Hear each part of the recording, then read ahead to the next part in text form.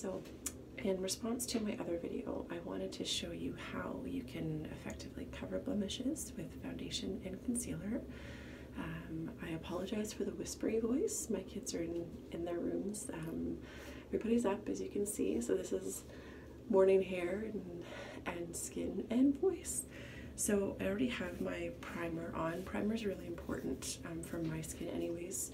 I found when I was oily I really needed one, and now as my skin is maturing a little bit more, it's different. The texture is different after having children and being in my 30s. The primer provides a nice canvas and helps the foundation really adhere to your skin. So I purchased the Rimmel Stay Matte recently at Shoppers because it was on sale. I'm not a huge fan of it because it really does creates kind of a tacky surface, and I don't like it for blending as much. So probably use this one just to use before you throw out. Environmentally conscious, but then I'll probably look for something creamier and with a little more radiance.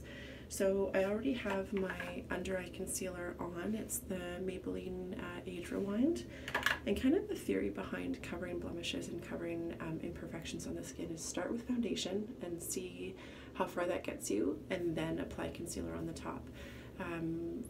Another reason is if you can apply concealer and then you put your foundation on the top, you risk displacing the concealer that you've worked so hard on.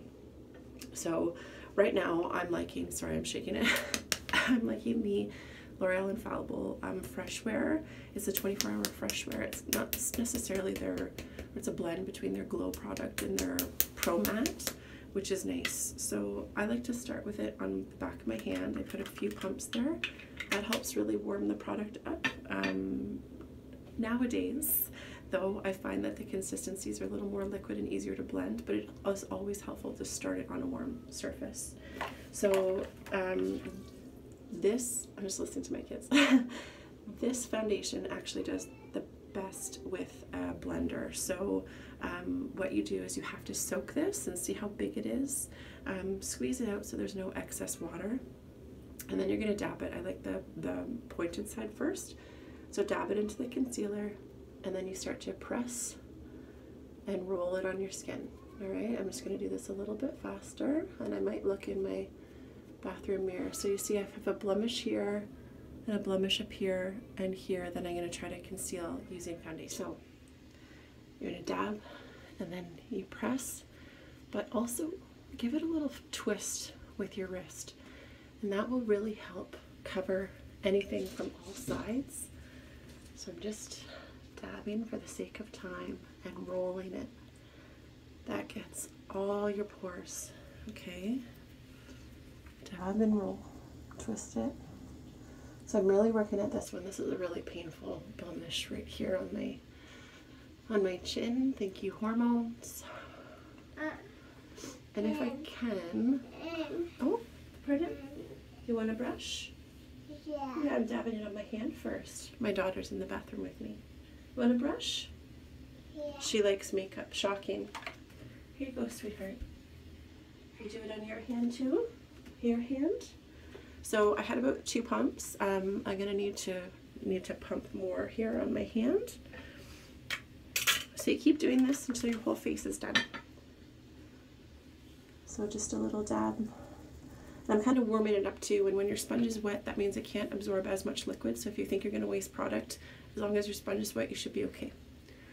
So yeah, this formula does better with a sponge versus a brush.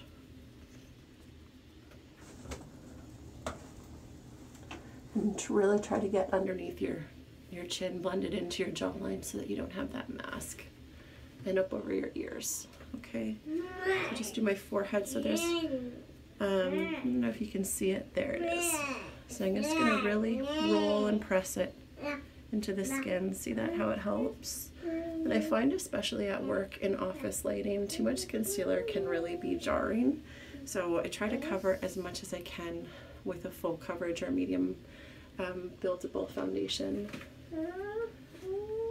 Don't do your makeup in your phone because it's really not easy to blend. You're gonna miss stuff. And I do up over my eyes. I don't do an eyeshadow. I'm more of a lipstick person, especially at work. So There. And I think for me, for work, that's toned down the redness.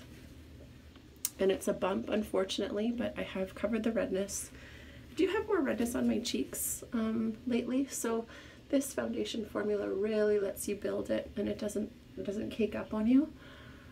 Get into that eye. So that's my main concern, and I'm really pressing and rolling the sponge, really cover those pores, really get in there.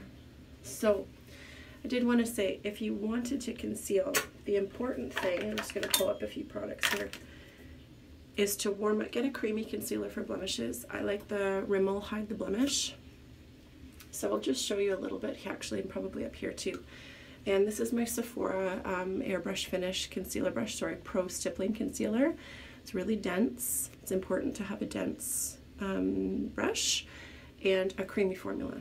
So with stick formulas especially, warm them up in your hand first. So I do that, okay, concealer away.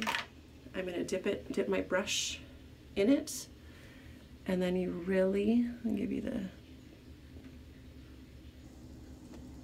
really stipple it, okay, and around too. You don't just want to have just your blemish. Sometimes when I'm going a little more hardcore, I'll actually warm up and just gonna blend it into my hair with my fingers there.